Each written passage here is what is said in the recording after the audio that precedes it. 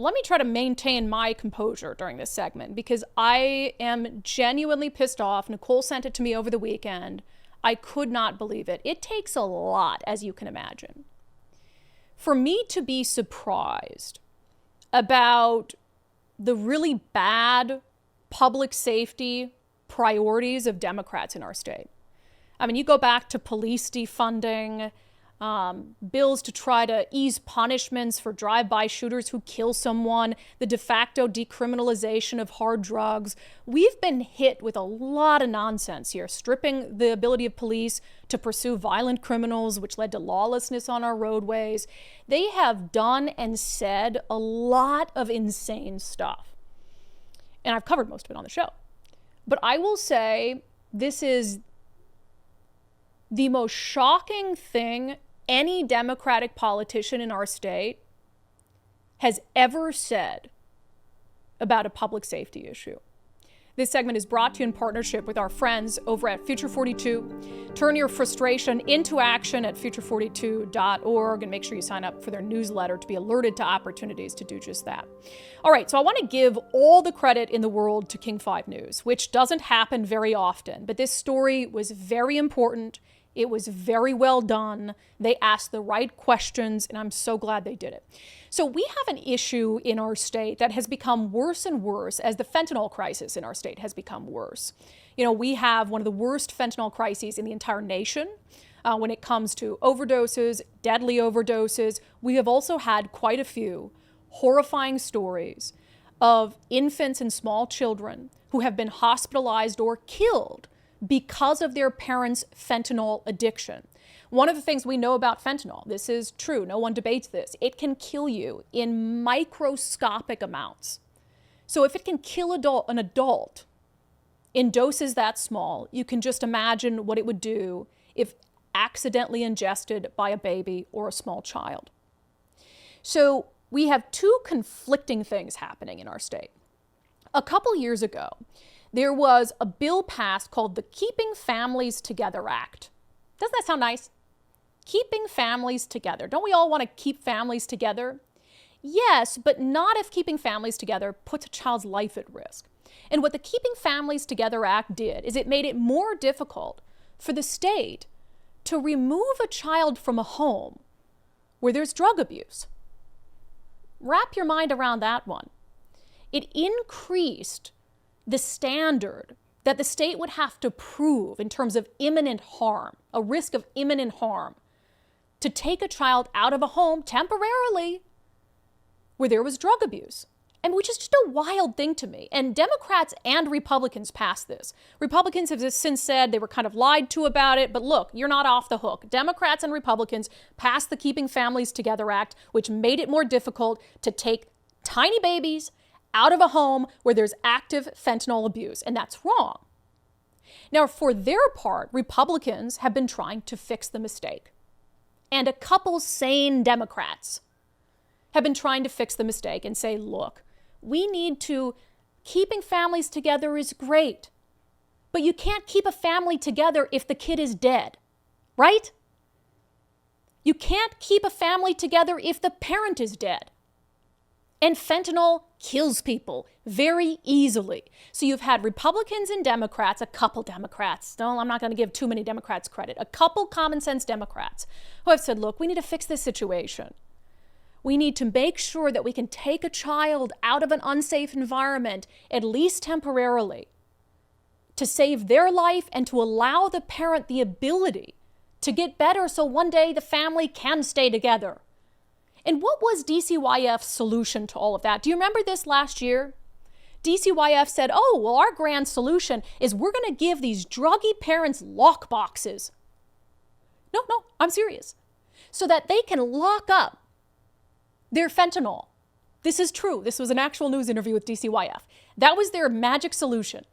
Hey, don't take the kid out. We're going to give at the taxpayer expense, a lockbox to the fentanyl-addicted parents who are somehow, when they're in the process of their fetty liens and completely, for all intents and purposes, dead to the world, they're going to stop, they're going to put the needle in their little lockbox and all the other things and make sure there's no crummies of fentanyl. They're going to put it in there, lock it up, and then they're going to pass out. just about the dumbest thing I have ever heard. Until this King 5 story. So again, all the credit to King 5. So King 5's talking about, again, this push in Olympia to pass a bill to make this, there's a couple bills that we're moving forth. One to sort of try to fix the Keeping Families Together Act and that threshold to improve it. And then another one to make sure that there was an actual legitimate punishment for parents who are so careless that they expose their child to deadly drugs and the child ingests it or otherwise gets hurt. HB 1159, which we'll talk about in a second. So King 5 is covering this debate. And they talked to a mom. This is so sad.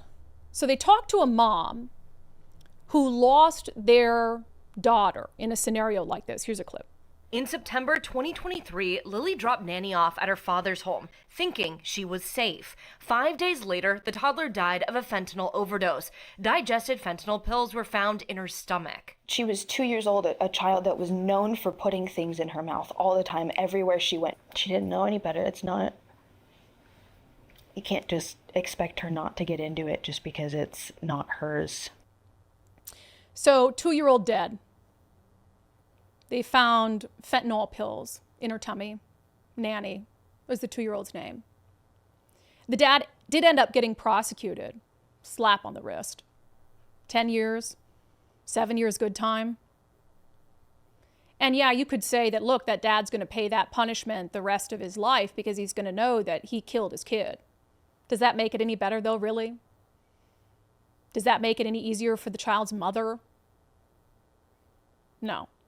So King 5 talks to the chair of the Public Safety Committee, which, as you know, because we've had him on the show for a doozy of an interview, State Representative, a Democrat, Roger Goodman.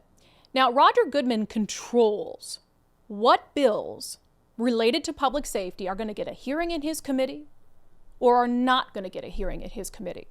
He is the perfect person for King 5 News to press as to why Representative Goodman didn't seem eager to hear bills that would help protect kids and punish parents who expose kids to deadly drugs. Here's part of the King 5 interview with Roger Goodman.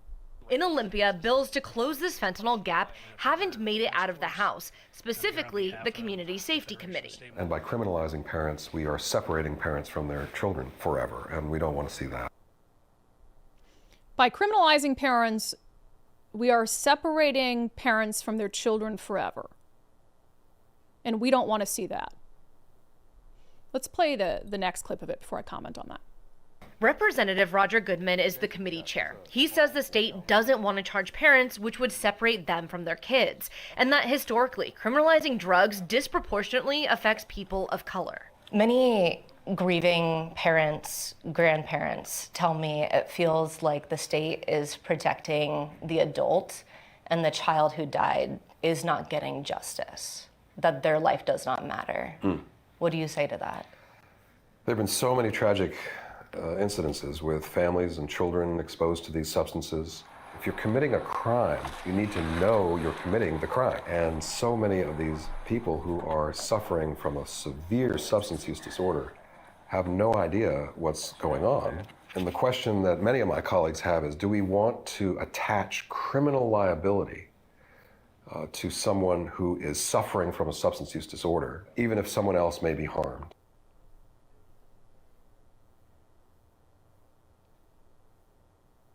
That's disgusting. That's sick. So you are saying, and again, play that second clip again, the short one of Goodman. In Olympia, bills to close this fentanyl gap haven't made it out of the House, specifically the Community Safety Committee. And by criminalizing parents, we are separating parents from their children forever, and we don't want to see that. The alternative is you separate parents from their children forever because the kid's dead. So that's what you're saying there. You're okay with kids dying if the parent doesn't have to go to prison. You, Representative Roger Goodman, the chair of the Public Safety Committee, that's not even me being hyperbolic.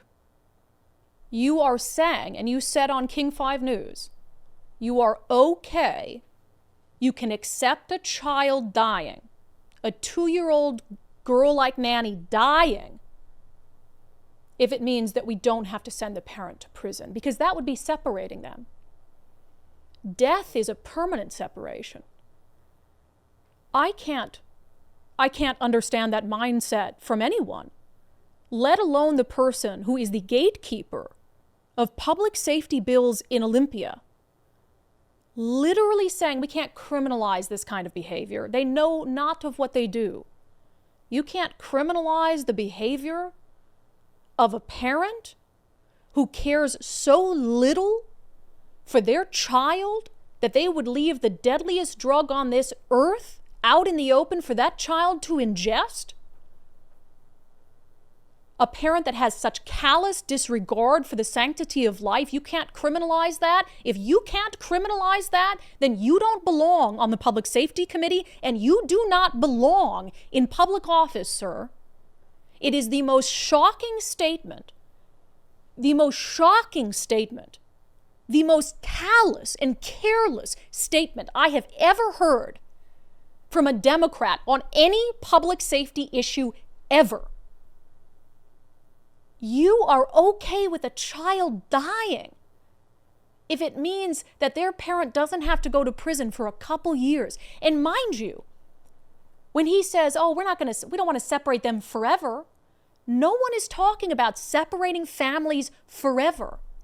If you intervene before there's any hurt, before a child touches or ingests anything and gets sick or dies, if you intervene simply because that parent is using a deadly drug around a child, that parent isn't going to prison.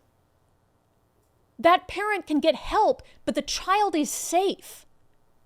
So you're intervening before there's a possibility that the child and the parent are going to be separated because the parent is going to prison or the kid is dead.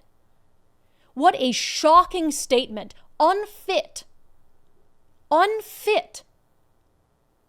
to be an elected official, let alone be the gatekeeper on the Public Safety Committee. And this is not a surprise per se, coming from Roger Goodman. I just want to remind you of this clip from our show. Roger Goodman came on this show, a month ago, 2 months ago? And we were talking about some of the insane bills that he was giving hearings in his committee. Bills to take it easy on criminals. And you'll remember, I tried to share with him a real story of a woman who was murdered in cold blood by her ex. And he shouted me down for trying to share a real story and make him understand the real life impacts of the policies that he pushes. Here's a clip. Do you want him to spend 40 years in prison for where nobody got hurt? But that doesn't make any sense. The public does not support That's not happening, Representative. It is happening. I don't know if you were in my committee and see the testimony. I watched the testimony, and I understand. But for instance, let me tell you about a young woman named Wendy Traynor. Wendy was dating a guy named Josh You can always Ellis. come up with a story, right? You just came up with stories too. Right. Both sides. I know, but hear it out, because I think that's the problem. In your committee, there are a lot of stories being told from criminals, people who are sympathetic with criminals. And look, like I said, I have had family on that side of the criminal justice system too. It is a complete imbalance when it comes to who's advocating for victims. The Wendy Traynor case is an example for me. Josh Ellis followed her across the country and shot her in the back of the head and left her body rotting and stepped over it every day to check on his dog. Okay, fine. You can go into the gory details. That's very sensational. No, it's not sensational. I covered this It's case. Inflammatory. It's inflammatory. We want to talk about it is not inflammatory to talk about an actual case. You just encouraged me to listen to the cases of criminals who came to testify before your committee about why woe is them. So please do not interrupt me while I'm talking about a real case that just happened that is very relevant to what you're discussing. Let me just share what happened. So that's how Representative Roger Goodman reacts when confronted with the reality of his soft on crime policies. Lashes out. Can't be bothered to hear about a young woman, Wendy Traynor, shot in the head, left for dead in callous fashion, and how his policies would take it easy on people like the man who killed Wendy. And so maybe it's not a surprise that he would be so bold as to go on King 5 News and readily admit that he'd rather have a child die than a parent go to prison. But it's a level of callousness that I didn't even know possible. and I think is, from what I've heard behind the scenes, starting to be a wake-up call for the more reasonable members of his party. I have heard behind the scenes that there are Democrats who want Roger Goodman off that committee and out of that position and out of his seat. If that is how he talks about crime victims, if that is how nonchalant he is about children dying, if that's how little care and concern he shows to crime victims. Let's look at the nuts and bolts, though, down to the brass tacks of his priorities. So you'll recall, because I told you on the show last week, Friday was the cutoff for policy committees. Meaning if there's a public safety bill and it did not get out of his committee in the House because maybe he didn't give it a hearing, it's dead for the session. It doesn't go anywhere. So a bill that as of Friday is dead for the session is House Bill 1159. This was a bipartisan bill. The prime sponsor, Representative Mari Levitt, a Democrat, one of the last reasonable Democrats in the state house. She has cared, I will give her credit, she has cared about this issue. She understands that the Keeping Families Together Act was a mistake. And here's how simple House Bill 1159 was. By the way, Roger Goodman didn't even give it a hearing. It didn't even get a public hearing.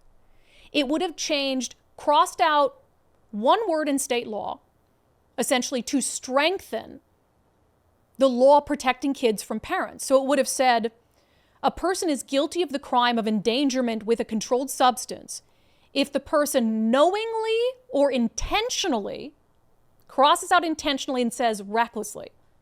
So a person is guilty of the crime of endangerment with a controlled substance if the person knowingly or recklessly permits a dependent child to ingest, inhale, absorb, or have contact with a controlled substance other than cannabis. So that was the change. Instead of intentionally, recklessly, which makes sense. You're saying the only time a parent could be guilty of the crime of endangerment with a controlled substance is if they say, here you go, kid, have some fentanyl, have some meth, have some crack. That's the only time that they're guilty of it? And not if they recklessly leave it out when they know they have a toddler running around putting things in their mouth? It's a common sense bill. That's why it had bipartisan support and one of the key sponsors being a Democrat. Roger Goodman didn't even give it a hearing in his committee. It's dead now. You know what bills not only got a hearing in his committee, but got voted out of his committee? House Bill 1125 and House Bill 1178. Let me remind you what those did.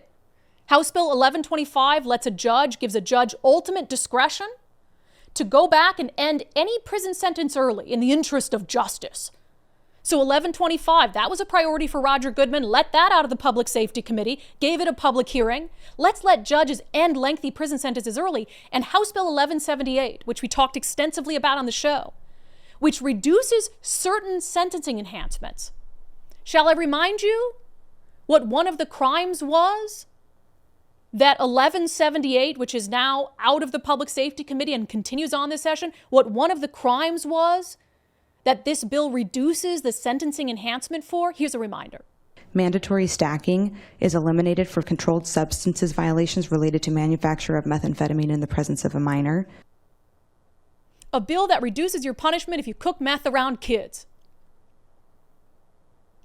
Again, if we're keeping track here, right? House Bill 1159 would make sure that there's actual punishments for parents who recklessly expose their child to deadly drugs like meth and fentanyl and crack. Roger Goodman won't even give it a hearing. Won't even let people appear before his committee to talk about the merits of it at a time when we've had multiple small children in our state die from drug exposure in the home. Won't even give it a hearing. Bill that reduces the punishment for people who cook meth around kids, gives it a hearing quickly, gets it passed out of committee before the cutoff. That's the chair of the Public Safety Committee. If that doesn't bother you to the core, Republican, Democrat, Independent, if that doesn't bother you to the core, I don't know what will. That segment was brought to you in partnership with our friends over at Future 42.